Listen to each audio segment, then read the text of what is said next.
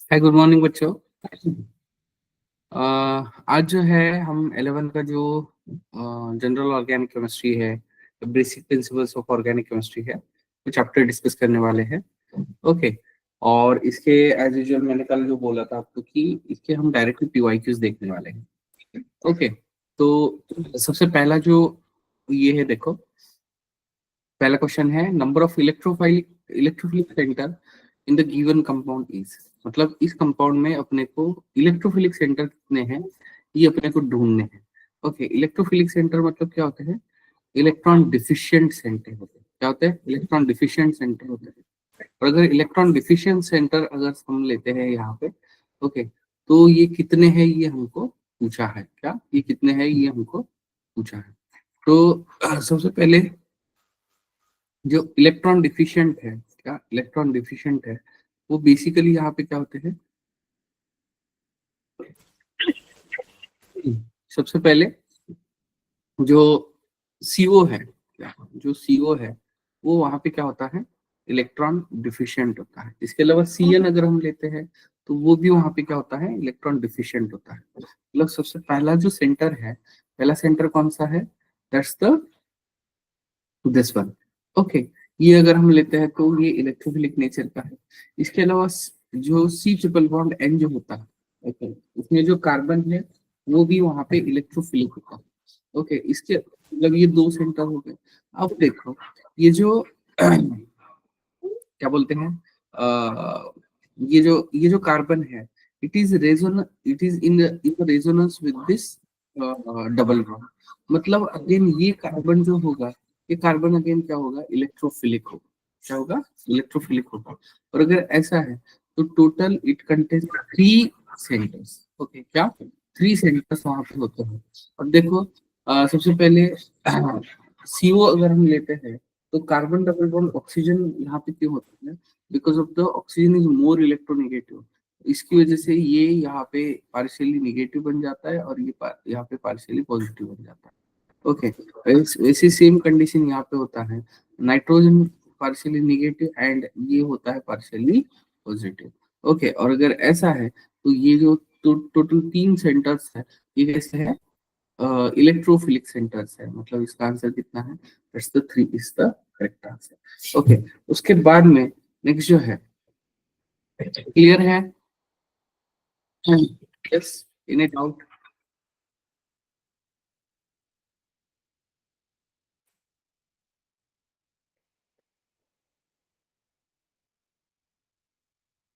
उसके बाद में arrange the following carbocation on decreasing order of stability. Okay. क्या?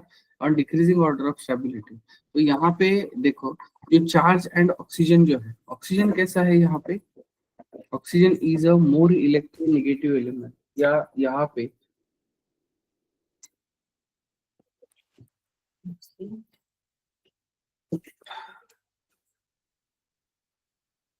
ऑक्सीजन कैसा है? इलेक्ट्रोनेगेटिव है। या वहां पे it will attract the electron pair. और जैसे हमें पता है, यहाँ पे अगर हम स्टेबिलिटी अगर हम ले लेते हैं, क्या लेते हैं? स्टेबिलिटी अगर हम ले लेते हैं तो स्टेबिलिटी कैसा है? टर्शियरी कार्बोकेटायन का स्टेबिलिटी सेकेंडरी से जाता है। ओके। क्या? दैट्स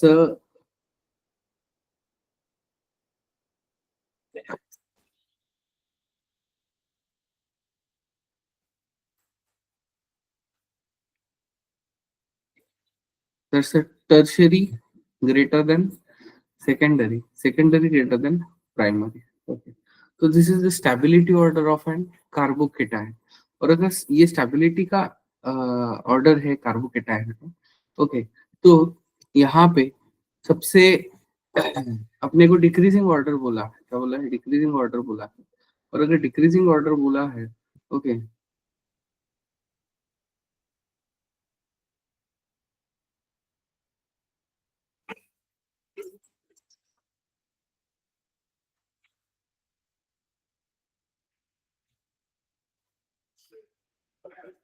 तो यहाँ पे ये एक इफेक्ट है। इसके अलावा दूसरी और एक चीज है, दैट्स द हाइपर कॉन्जुगेशन। और अगर हम हाइपर कॉन्जुगेशन अगर हम लेते हैं तो हाइपर कॉन्जुगेशन एंड इंडक्टिव से ये हम यहाँ पे ले सकते हैं। तो यहाँ पे बेसिकली जो पहला स्ट्रक्चर है, ओके, इसमें टोटल 4 अल्फा हाइड्रोजन है। ओके, यही अगर ले लेते तो 2 अल्फा हाइड्रोजन है, और यहाँ पे अगर लेंगे तो 4 अल्फा हाइड्रोजन। ओके, तो इन दोनों में सबसे ज्यादा स्टेबिलिटी किसका होगा? ए का होगा। क्यों? क्योंकि यहाँ पे ऑक्सीजन नहीं है। Oxygen is a electronegative element, और अगर वो इलेक्ट्रॉन खुद की तरफ अट्रैक्ट कर रहा है, ओके, तो वो वहाँ पे स्टेबिलिटी डिक्रीज करेगा। क्या करेगा? स्टेबिलिटी डिक्रीज करेगा। और अगर स्टेबिलिटी डिक्रीज करता है तो सबसे ज्यादा स्टेबल ये आएगा, उसके बाद में ये आएगा। ओके, एंड उसके बाद में ये आएगा। ओके, तो therefore A is greater than C, C is greater than B। Okay, as usual ये जो है सेकेंडरी है। क्या है? सेकेंडरी, सेकेंड डिग्री है। ये भी अगेन सेकेंड डिग्री है। ओके, और ये अगेन क्या है? फर्स्ट डिग्री कार्बोकेटाइल है। और सेकेंडरी का जो स्टेबिलिटी होता है, क्या होता है? सेकेंडरी का जो स्टेबिलिटी होता है वो वहां पे क्या होता है? ज्यादा होता है कंपेयर टू द प्राइमरी से। और अगर प्राइमरी से वहां पे ज्यादा है तो हम उसको क्या करेंगे? वहां पे कंसिडर करेंगे। क्लियर है? तो this is about exactly stability order of an carbocation. Okay, उसके बाद में नेक्स्ट जो है,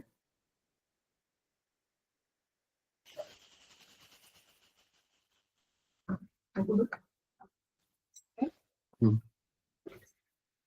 उसके बाद में देखो नेक्स्ट जो है, that's the 2 gram of organic compound was subjected to estimate the nitrogen by Dumas process. Okay, ये जो है,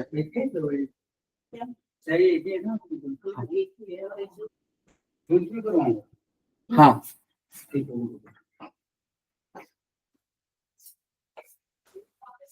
वाईफाई का पासवर्ड में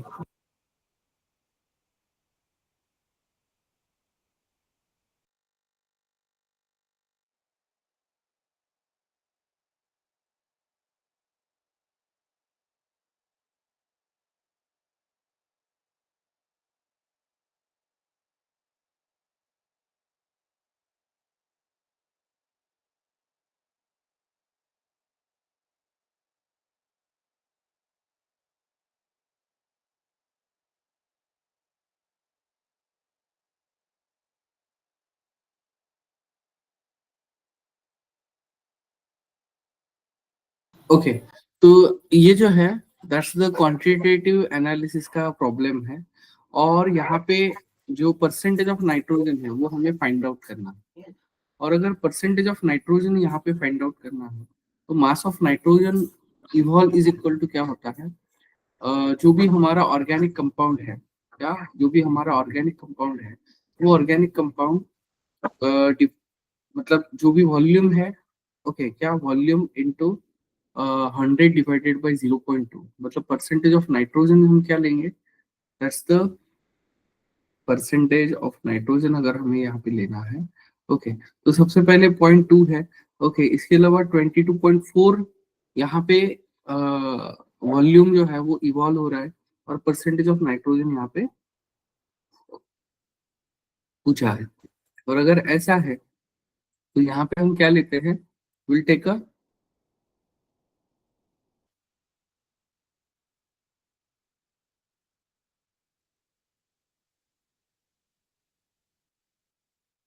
28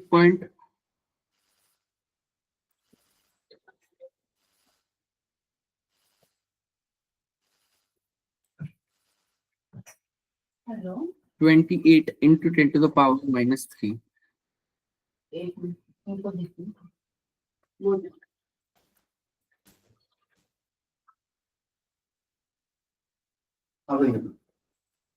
हाँ, हाँ, 8 8,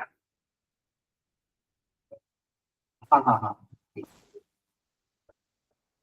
सब स्मॉल है। Okay,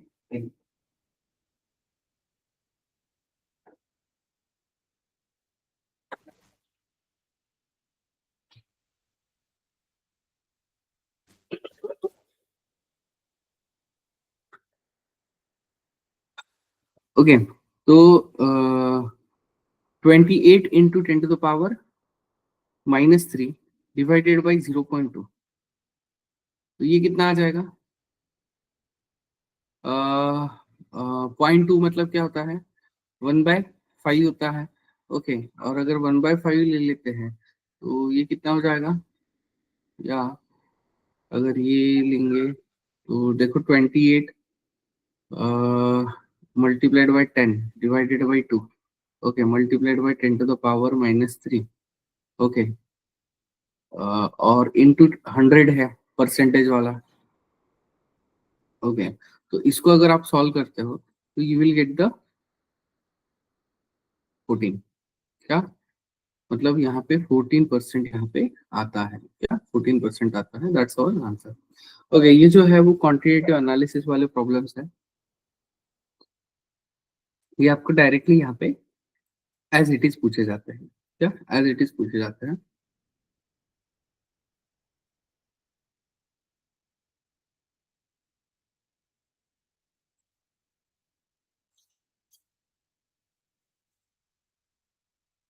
clear. उसके बाद नेक्स्ट देखो, phenol on reaction with the dilute nitric acid,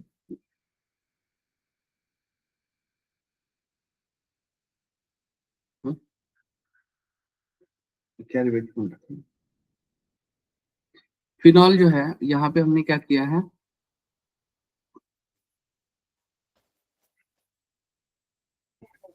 HNO3 के साथ रिएक्ट किया है, और अगर HNO3 के साथ रिएक्ट करते हैं, okay,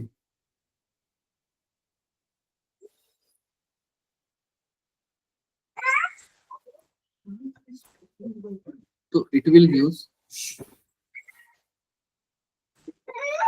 OH and NO2, okay, मतलब एक ऑर्थो प्रोडक्ट मिलता है, उसके साथ साथ यहाँ पे एक पैरा प्रोडक्ट मिलता है,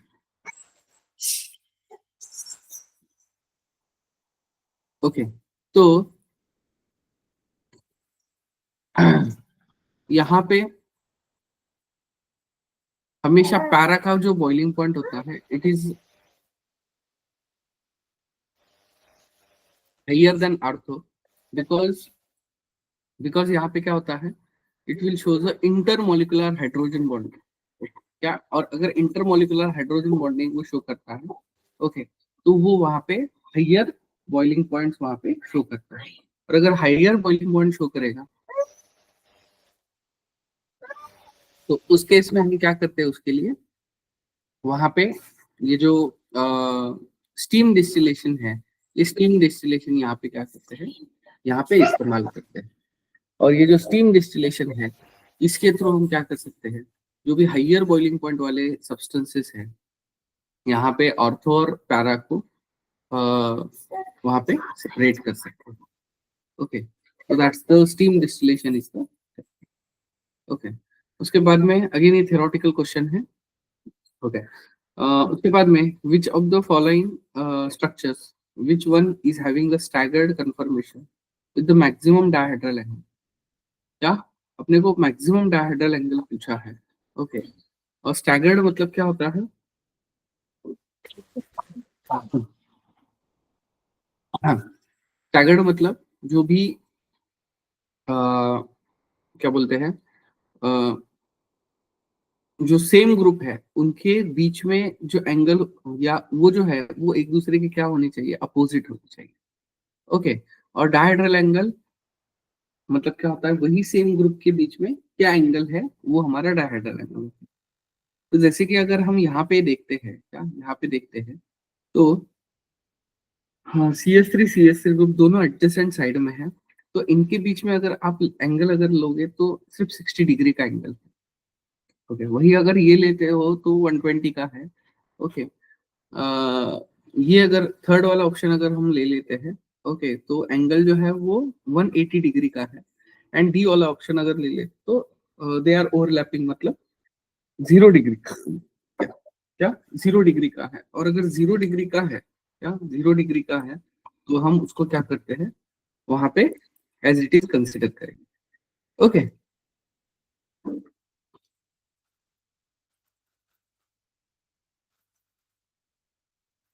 क्या एज इट इज उसको कंसिडर करेंगे, और अगर एज इट इज कंसिडर करते हैं, ओके, तो सबसे एंगल लार्जर किसका है, दैट्स सी ऑप्शन का है, किसका है, सी ऑप्शन का है, ओके, एंड उसके साथ साथ स्टैगर्ड फॉर्म भी हम उसी को बोलते हैं। तो करेक्ट ऑप्शन कौन सा है यहाँ पे? C is the correct option. Okay, उसके बाद में सबसे पहले स्टैगर्ड मतलब समझ में आएगा। स्टैगर्ड मतलब सेम ग्रुप हमें अपोजिट डायरेक्शन में देखना है। और दूसरी चीज क्या देखनी है वहां पे? डायहेड्रल एंगल मतलब जो दो सेम ग्रुप है उसके बीच में एंगल कितना है। उसके बाद में IPC name of the ethylene ethylene leading dichloride is. Okay, अब देखो, जब भी हम इथिलीडीन लेते हैं, क्या लेते हैं? इथिलीडीन लेते हैं। सबसे पहले पैरेंट अल्केन जो है वो इथ है। इथ मतलब दो कार्बन है। क्या है? इथ मतलब क्या है? दो कार्बन है। और अगर दो कार्बन है, ओके, तो दो कार्बन हम इस तरीके से रिप्रेजेंट कर सकते हैं। ओके, एंड क्लोराइड है। क्या है? क्लोराइड है। एक्चुअली ये जो वाइयल है, क्या वाइयल, जब हम एक हाइड्रोजन निकाल देते हैं तो वहां पे हम वाइयल लगाते हैं। अब जब दो हाइड्रोजन वहां से निकाल देंगे तो हम वहां पे क्या लगाएंगे? दैट्स इथिलीडीन लगाएंगे। ओके, तो इसका मतलब दो हाइड्रोजन यहाँ से रिमूव करने वाले हैं, लेकिन दो हाइड्रोजन किससे रिमूव करेंगे? दैट्स सीएल से रिमूव करेंगे। और अगर ऐसा है, this is the first, this is the second, okay, that's 1,1 dichloro ethane is the name of the compound. ये आईपीसी, ये ऊपर का जो दिया है वो कॉमन नोमेनक्लेचर है। और 1,1 ये जो है वो वहां पे ये होगा। उसके बाद में देखो, असर्शन और रीजन दिया है। A mixture contains benzoic acid and naphthalene. The pure benzoic acid can be separated out by the use of benzene. Okay, and benzoic acid is soluble in hot water. In the light, क्या बोला है? Mixture contains benzoic acid and naphthalene. The pure benzoic acid can be separated by the use of benzene. Okay. देखो, यहाँ पे अपने को C6 मतलब benzoic acid दिया है एंड नैफ्थलीन दिया है। क्या? बेंजोइक एसिड एंड नैफ्थलीन दिया है। तो सबसे पहले अगर ये अगर आप देखोगे तो बेंजोइक एसिड तो समवॉट पोलर नेचर का है। Okay, which is a water soluble. क्या? Which is a water soluble. Okay, क्यों वाटर सोल्यूबल है? क्योंकि वो इट कंटेन्स सीओएच ग्रुप, और अगर सीओएच ग्रुप है तो उसके पास वो इजीली डिसॉल्व कर सकता है। लेकिन अगर हम नैफ्थलीन लेते हैं तो नैफ्थलीन एंड बेंजीन इन दोनों का नेचर कैसा है? यहाँ पे सेम है। और अगर नेचर सेम है तो इसका मतलब यहाँ पे बेंजीन से उसको हम सेपरेट नहीं कर सकते। ओके, क्या बेंजीन से हम सेपरेट नहीं कर सकते? क्यों? क्योंकि नैफ्थलीन जो है वो बेंजीन के साथ वहां पे डिसॉल्व हो जाएगा। क्या? डिसॉल्व हो जाएगा। और अगर ऐसे होता है तो बेंजोइक एसिड पानी में सोल्यूबल है। मतलब अपना ये जो है वो फॉल्स है, लेकिन रीजन जो है वो वहां पे करेक्ट है। ओके, तो करेक्ट ऑप्शन कौन सा होगा? That's the D is the correct option. Okay, उसके बाद नेक्स्ट देखो,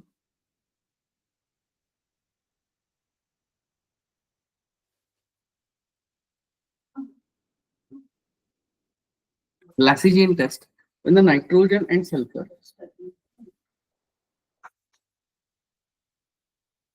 when the both nitrogen and sulfur are present,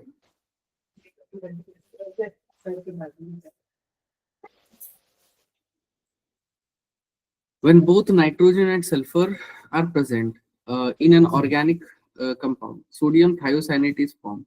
If मतलब वहां पे सोडियम थाइसाइनेट बनता है, तो ये बोला है सबसे पहला स्टेटमेंट। ओके, उसके बाद दूसरा स्टेटमेंट क्या बोला है? देखो, तो यहाँ पे ये जो सबसे पहले जो कंपाउंड है, ओके, मतलब जिस कंपाउंड में नाइट्रोजन एंड सल्फर होता है, और जब हम उसको,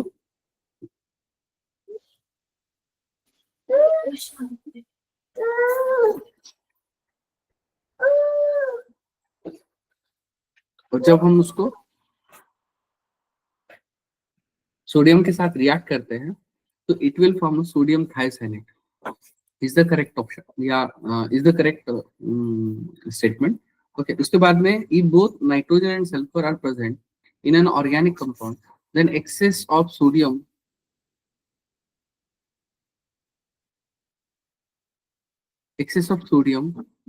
present in organic compound, then the excess of sodium used in the sodium fusion will decompose sodium thiocyanate formed to give a NaCl. Okay, and this again statement is a correct. Okay, ये भी यहाँ पे statement correct है. Okay, तो इसका मतलब यहाँ पे दोनों के दोनों स्टेटमेंट क्या है, वहाँ पे करेक्ट है. और अगर दोनों के दोनों स्टेटमेंट करेक्ट है तो सबसे पहला ऑप्शन होगा statement first and statement second are वहाँ पे करेक्ट हो जाएगा. ओके, तो उसके बाद में नेक्स्ट जो है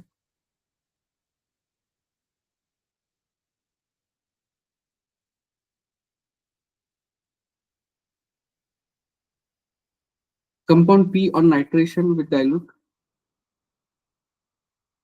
HNO3 yields two isomers A and B. These isomers can be separated by steam distillation. Isomer A and B shows the intramolecular and intermolecular hydrogen bonding. Compound P on reaction with the concentrated HNO3 yields a yellow compound, a strong acid. The number of oxygen atom present in C compound is. Okay, क्या अपने को number of सबसे पहले देखो, अभी अभी ये question हमने सॉल्व किया है. क्या अभी अभी ये क्वेश्चन हमने यहाँ पे सॉल्व किया है. तो इसमें यहाँ पे कोई पी कंपाउंड है. क्या है? कोई पी कंपाउंड है. और पी कंपाउंड को जब हम यहाँ पे HNO3 के साथ रिएक्ट करते हैं तो it will give the dilute HNO3 के साथ जब रिएक्शन करते हैं तो हमें यहाँ पे क्या मिलता है, will get ortho and para nitro phenol. Okay, लेकिन वही अगर जो कंपाउंड पी है वो जब हम कॉन्सेंट्रेटेड H2SO4 के साथ रिएक्ट करते हैं तो it will form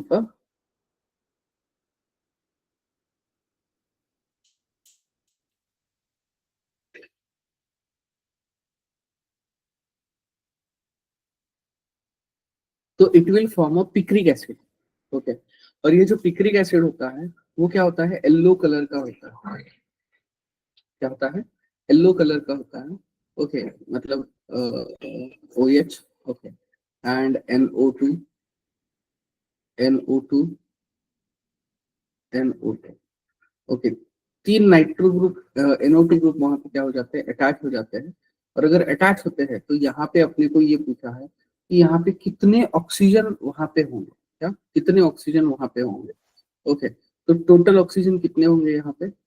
it contains total 7 oxygen. Okay, क्यों? क्योंकि NO2 के टोटल 6 ऑक्सीजन हो गए एंड OH का क्या हो गया, 1 ऑक्सीजन. मतलब टोटल 7 ऑक्सीजन वहां पे. ओके,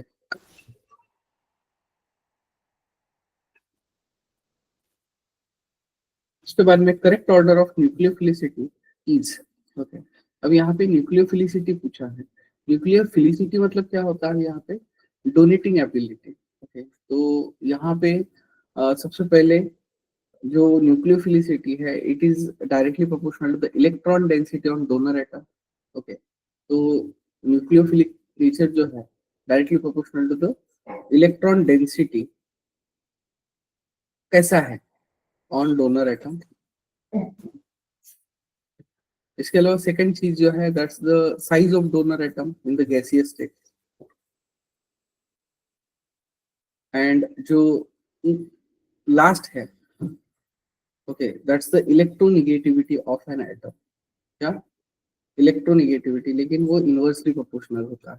क्या होता है? इनवर्सली प्रोपोर्शनल होता है. तो अगर ऐसा है तो एग्जैक्टली क्या होगा, क्या क्या होगा? तो सबसे पहले अगर हम इलेक्ट्रॉन डेंसिटी अगर ले लेते हैं, ओके, तो F minus and OH minus है. क्या F minus and OH minus है. तो यहाँ पे अप्रोक्सीमेटली इनका इलेक्ट्रॉन डेंसिटी क्या है, अप्रोक्सीमेटली सेम. O माइनस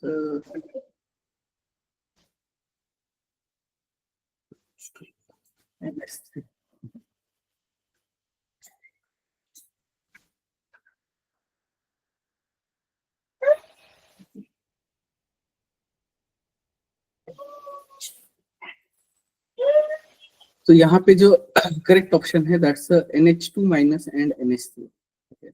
तो F माइनस OH माइनस अगर हम ले लेते हैं तो F माइनस का साइज तो यहाँ पे छोटा है। ओके क्या, उसके साथ साथ OH माइनस अगर ले लेते हैं, ओके, एंड जो HF है क्या, जो HF है, ओके, HF हमारा कैसा है, दैट्स स्ट्रॉन्ग एसिड है। ओके, वही अगर ROH लेते हैं, ओके, तो ये हमारा कैसा है, वीक एसिड है। और अगर वीक एसिड है तो वो वहां पे स्ट्रॉन्ग कॉन्जुगेट बेस बनाता है, मतलब वहां पे वो डोनेट करने की जगह एक्सेप्ट करने की टेंडेंसी रखता है। ओके, मतलब यहाँ पे कॉन्जुगेट एसिड बेस वाला भी कॉन्सेप्ट हम यहाँ पे इस्तेमाल कर सकते हैं। तो यहाँ पे करेक्ट ऑप्शन कौन सा है, that's NH2 minus is greater than NH3। Okay, उसके बाद में total number of stereo isomers of dimethyl cyclopentane. Okay क्या, डाइमिथाइल साइक्लोपेंटेन के हमें क्या करने हैं, पॉसिबल आइसोमर्स वहां पे फाइंड आउट करने हैं।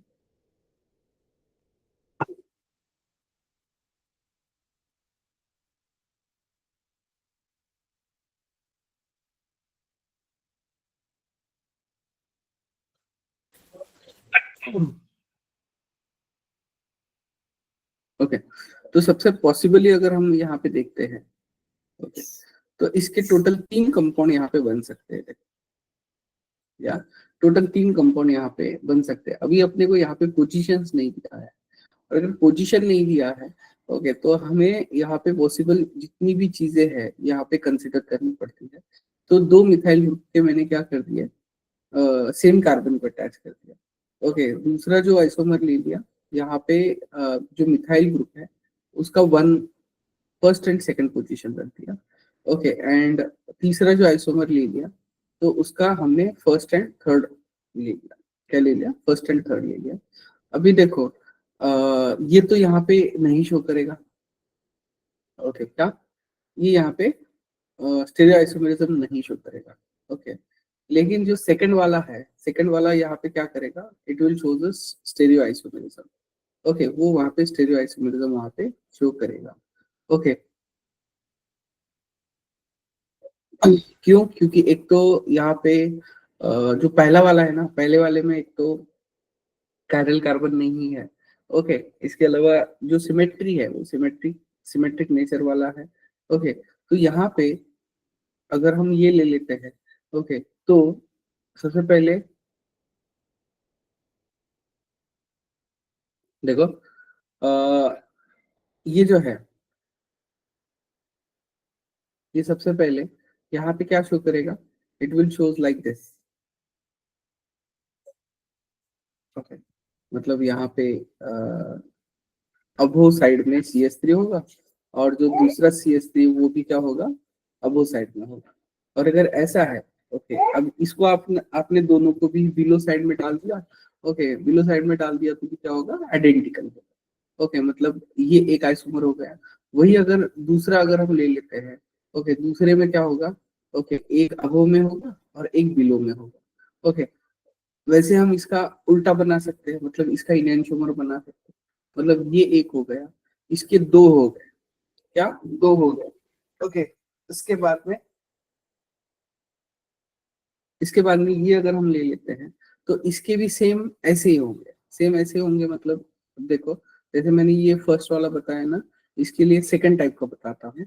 ओके, तो सेकंड टाइप का अगर हम ले लेते हैं तो ये CH3। ओके, थर्ड पोजीशन को अगेन CH3। ये दोनों आइडेंटिकल होंगे, क्या होंगे, दोनों के दोनों आइडेंटिकल होंगे। उसके बाद में इनैंशोमेरिक पेयर अगर ले लेते हैं तो इनैंशोमेरिक पेयर में मैं क्या करूंगा, फर्स्ट जो है वो अबोर में रख दिया, एंड जो थर्ड वाला है वो डॉटेड पे छोड़ दिया। और इसी से हमारा सेकंड स्ट्रक्चर बनेगा, ये थर्ड होगा, एंड इसके दो। ओके, क्या मतलब ये क्या हो जाएगा, सॉरी, ये इसका वन। ओके, मतलब ये दो और दो चार, चार।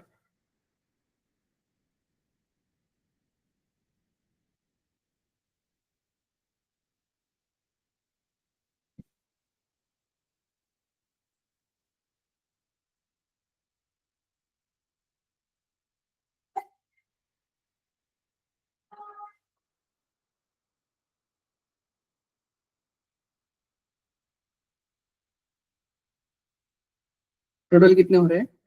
It will show the total 6, ये 1 1, ओके। तो टोटल कितने शो करेगा ये? 6 शो करेगा, ओके। Stereo आइसोमरिज्म्स, okay. उसके बाद में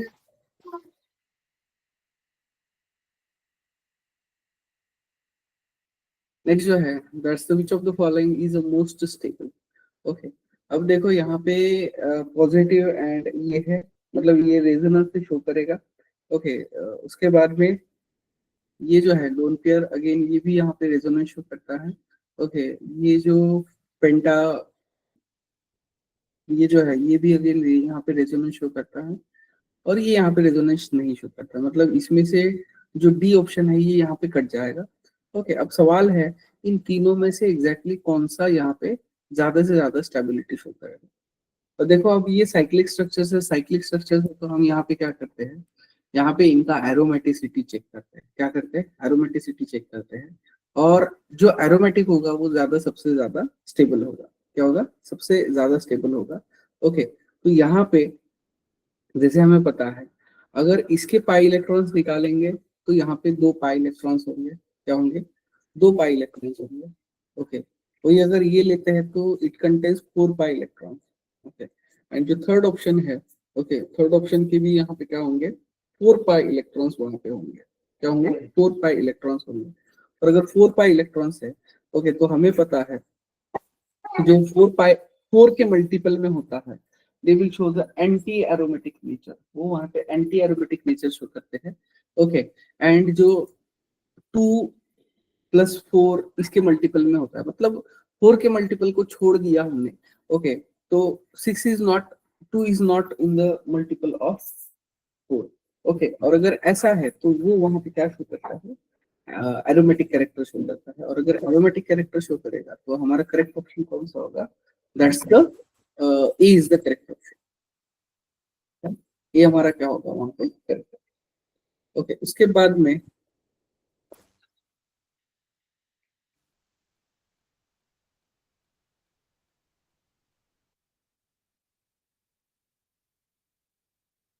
0.25 gram of organic compound containing a chlorine to give us 0.4 gram of silver chloride in Carrier's estimation. The percentage of chlorine present in the compound is, okay। अपने को यहाँ पे again जो जैसे nitrogen वाला क्वांटिटी एनालिसिस था ना, वैसे यहाँ पे परसेंटेज ऑफ क्लोरीन पूछा है, ओके। तो यहाँ पे सबसे पहले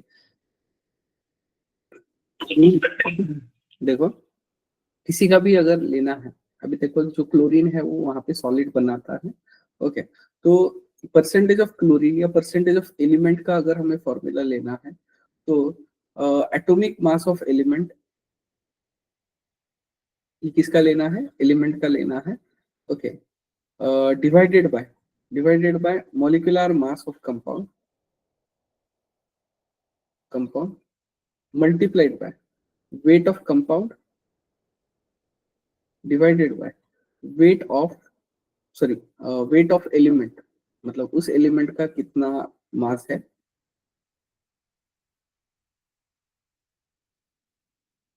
weight of element divided by weight of जो भी ऑर्गेनिक कंपाउंड है वो लेंगे, मल्टीप्लाइड बाय 100 लेंगे, ओके। तो ये जनरल फॉर्मूला है जहां पे गैस इन्वॉल्व नहीं होता है, ऐसे इसमें, ऐसे केसेस में, ओके। तो एटॉमिक मास ऑफ क्लोरीन कितना है? That's 35.5, okay. ये अगर हम ले लेते तो ये एजीसीएल बनाता है, तो 35.5 प्लस 108, ओके। 108 कितना हो जाएगा?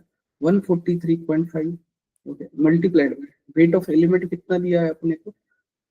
0.4 दिया है, डिवाइडेड बाई 0.25, मल्टीप्लाइड बाई क्या कर देंगे? 100 कर देंगे। और इसको अगर आप कैलकुलेट करते हो तो विल गेट अ 39.58, क्या 39.58 यहाँ पे मिल जाता है परसेंटेज। तो इसको हम अप्रोक्सीमेट इंटीजर में क्या ले सकते हैं? 40% ले सकते हैं। क्या ले सकते हैं? 40% या 40% ले सकते हैं। क्लियर? उसके बाद में जो नेक्स्ट है,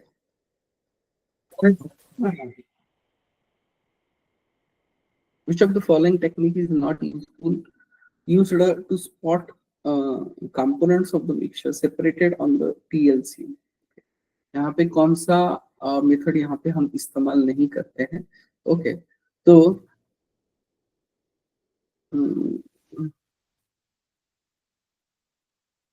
I2 यहाँ पे इस्तेमाल करते हैं, देखो उसके अलावा यूवी लाइट भी इस्तेमाल करते हैं। Okay, visualising agents as a component of mobile frame. Okay, तो वो हम यहाँ पे इस्तेमाल नहीं करते हैं, क्या वो हम वहाँ पे इस्तेमाल नहीं करते हैं। And approve spring end of an appropriate, ये हम यहाँ पे इस्तेमाल करते हैं। Again this is the theoretical question. Okay, तो करेक्ट ऑप्शन जो है वो वहाँ पे सी है। ओके,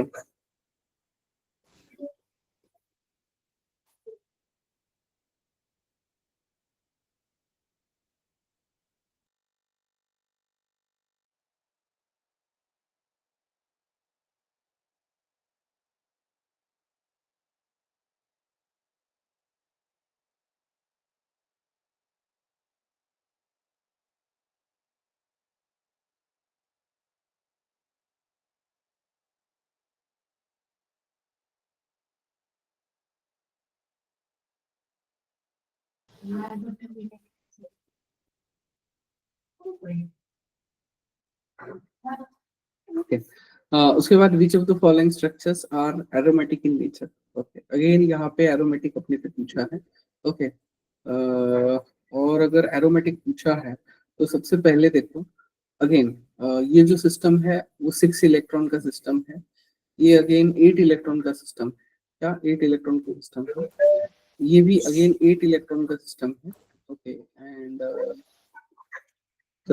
ये 6 इलेक्ट्रॉन का है। क्या ये 6 इलेक्ट्रॉन का है? क्यों? क्योंकि पॉजिटिव चार्ज है। पॉजिटिव चार्ज है तो 3 डबल बॉन्ड मतलब 6 इलेक्ट्रॉन यहाँ पे होंगे। ओके, अगेन यहाँ पे जो है वो 8 इलेक्ट्रॉन्स होंगे। ओके, 8 इलेक्ट्रॉन का सिस्टम है। और अगर ऐसा है तो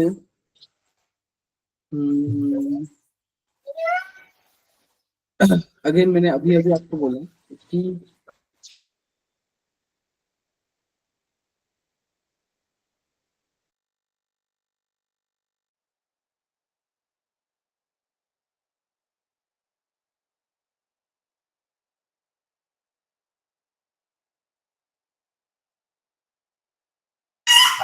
ओके, तो यहाँ पे 6 इलेक्ट्रॉन्स है, दोनों 6 इलेक्ट्रॉन्स है। और जैसे मैंने आपको बोला कि 4 के मल्टीपल वाले जितने भी कंपाउंड्स है वो सबके सब क्या होते हैं? एंटी एरोमेटिक होते हैं।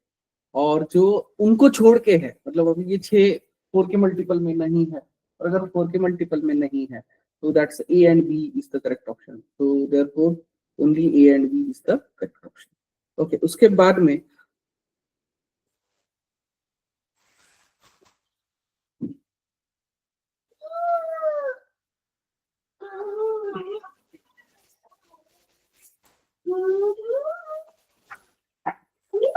उसके बाद में द फॉर्मूला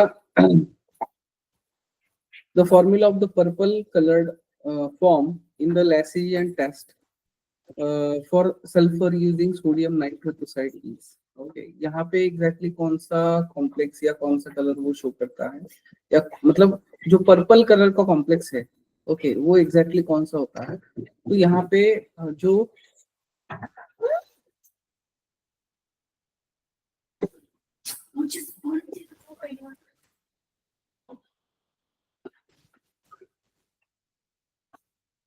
तो यहाँ पे ये NOS बनाता है। ओके, क्या नाइट्रोक्लोराइड के साथ क्या करता है? ये NOS बनाता है। तो ये यहाँ पे ये D option is the correct option.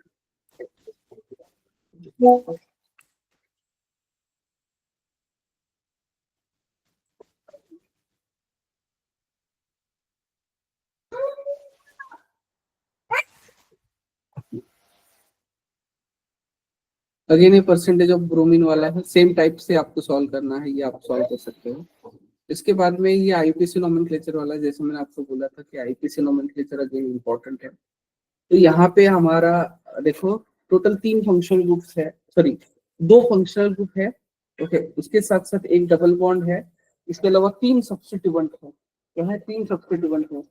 Okay, और अगर ऐसा है तो सबसे पहले आपको ये ढूंढना है कि इसमें प्राइमरी फंक्शनल ग्रुप क्या होगा, क्या होगा प्राइमरी फंक्शनल ग्रुप क्या होगा। तो प्राइमरी फंक्शनल ग्रुप जो है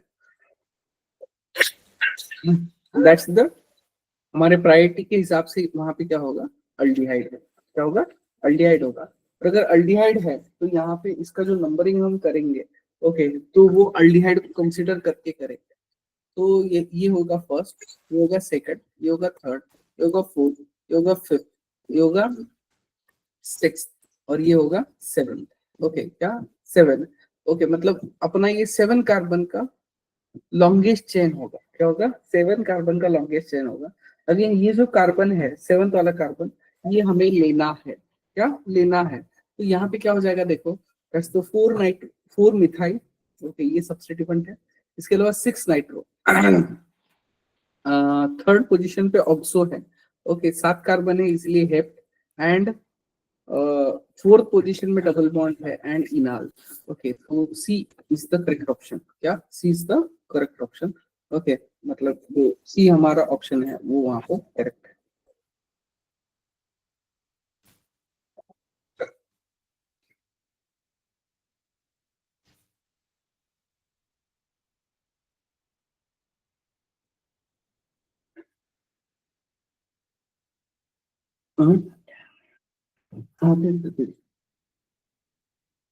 अगेन ये नाइट्रोजन वाला है देखो। ओके, यहाँ पे बस मेथड अलग है, बाकी सेम है। उसके बाद में observe the structure of the following compounds, okay, and total number of structures compounds which possess asymmetric carbon।